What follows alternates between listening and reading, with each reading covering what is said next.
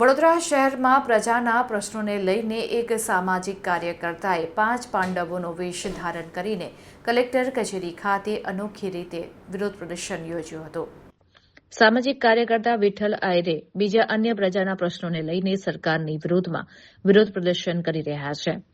5 પાંડવોની જેમ વિરોધ પ્રદર્શન કરી લોકોની સાથે લાવો લઈ રહ્યા છે, જેમાં અનેક પ્રસિદ્ધ ચેનલને બોલાવી અન્ય વિરોધ પણ કરી લોકોને બતાવી રહ્યા છે કે હું જનતા સાથે છું, પરંતુ જ્યારે પ્રજાના પ્રશ્નો હોય છે ત્યારે આ જ વિઠ્ઠલ આયરેની સાથે પ્રજા કેમ ઊભી રહેતી નથી?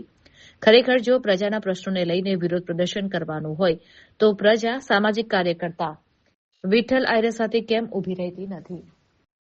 જો પ્રજાના પ્રશ્નો હલ કરવાના હોય તો પ્રજાને સાથે રાખીને વિરોધ પ્રદર્શન કરવું જોઈએ, પરંતુ જ્યારે વિરોધ પ્રદર્શન કરવા માટે આવે છે ત્યારે 5 પાંડવની જેમ વિરોધ પ્રદર્શન કરવા નીકળી પડે છે, જે કેટલું યોગ્ય છે?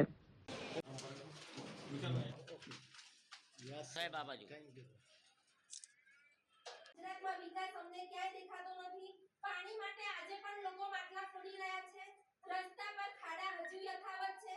ગટરોને ઢાંકણા હજી સુધી લાગ્યા નથી। લોકો ગટરોમાં પડીને આજે વિરોધ અમે કરી રહ્યા છે। ગુજરાત સરકાર પર 4 લાખ કરોડ રૂપિયાનું દેવું છે અને એ દેવું મુખ્યમંત્રી થ્રુ વડાપ્રધાનને અમે કહેવા માંગીએ છીએ કે ભાઈ થોડુંક ગુજરાત સરકાર પર ધ્યાન આપો અને વહેલી તકે સરકારનું દેવું ઓછું થાય, કેમ કે આપણી તો વડાપ્રધાનની આખા દુનિયામાં વાહવા છે, તો આપણા ગુજરાત પર એમની થોડી છત્રછાયા રહે। અને અમે એવું કહેવા માંગીએ છીએ કે ગુજરાતમાં આપણે કોઈ જાતની સુવિધા મળતી નહીં, ડ્રેનેજ નહીં, રોડ રસ્તા નહીં, તો પછી આટલું બધું દેવું થયું ક્યાંથી? અને અમે આજે કલેક્ટરશ્રીને એક આવેદનપત્ર આપ્યું છે અને એમને કહેવા માંગીએ છીએ કે ભાઈ વડોદરા શહેરમાં કે આખા ગુજરાતમાં ગેસના બાટલા નથી મળતા, તો પછી ના છૂટકે અમારે પછી પ્રજાને ગામડે જઈને રહેવું પડશે। એ હિસાબથી અમે જે લાકડાનો માથા પર ભારી લઈને એમનો વિરોધ કરી રહ્યા છે। અમુક લોકોએ ભિક્ષુકનો દેશ ધારણ કર્યો છે। હું માથાએ લાકડા લઈને આવ્યો છું અને બીજા ભિક્ષુક બન્યા છે। બરાબર, તમે જનતા માટે લડી રહ્યા છો તો તમે 5 પાંડવ જ કેમ છો? કેમ બીજી અન્ય જનતા તમારી સાથે નથી?